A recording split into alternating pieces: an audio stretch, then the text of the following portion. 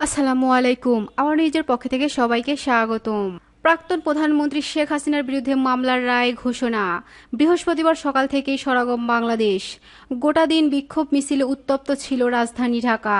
এই পরিস্থিতিতে হাসিনার বিরুদ্ধে মামলার রায় ঘোষণার দিন পিছিয়ে দিল বাংলাদেশের আন্তর্জাতিক অপরাধ ট্রাইব্যুনাল। মামলার রায় ঘোষণা হবে আগামীকাল 17 নভেম্বর সোমবার।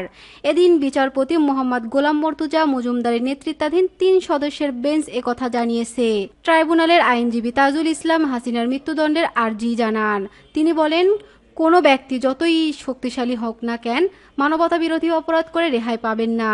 বিচার ব্যবস্থার সম্মুখীন তাকে হতেই হবে। গত বছরের জুলাই আগস্টে ছাত্র জনতার আন্দোলনের সময় শতাধিক মানুষের প্রাণহানি নিয়ে হাসিনার বিরুদ্ধে মানবতা বিরোধী অপরাধের মামলা দায়ের করা হয়েছে। শুধু তিনি নন, তৎকালীন স্বরাষ্ট্রমন্ত্রী আসাদুজ্জামান খান এবং পুলিশের প্রাক্তন আইজি আবদুল্লাহ আল মামুনের বিরুদ্ধেও একই মামলা দায়ের হয়েছে। এই মামলার রাজসাক্ষী হয় মামুন।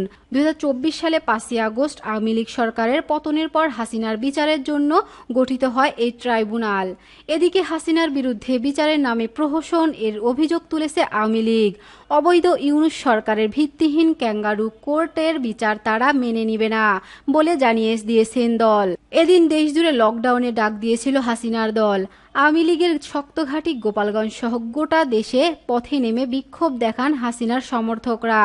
ঢাকা, খুলনা, বগুড়া, নেত্রকোনা, চট্টগ্রাম সহ বিভিন্ন জেলায় মশাল মিছিল এবং রাস্তায় টায়ার জ্বালিয়ে বিক্ষোভ দেখানো হয়। আওয়ামী লীগের শতাধিক নেতাকর্মীকে গ্রেপ্তার করেছে পুলিশ। ধন্যবাদ সবাইকে। আমাদের নিউজটা যদি ভালো লেগে থাকে তাহলে লাইক, কমেন্ট, শেয়ারের মাধ্যমে অন্যকে দেখার সুযোগ করে দিবেন।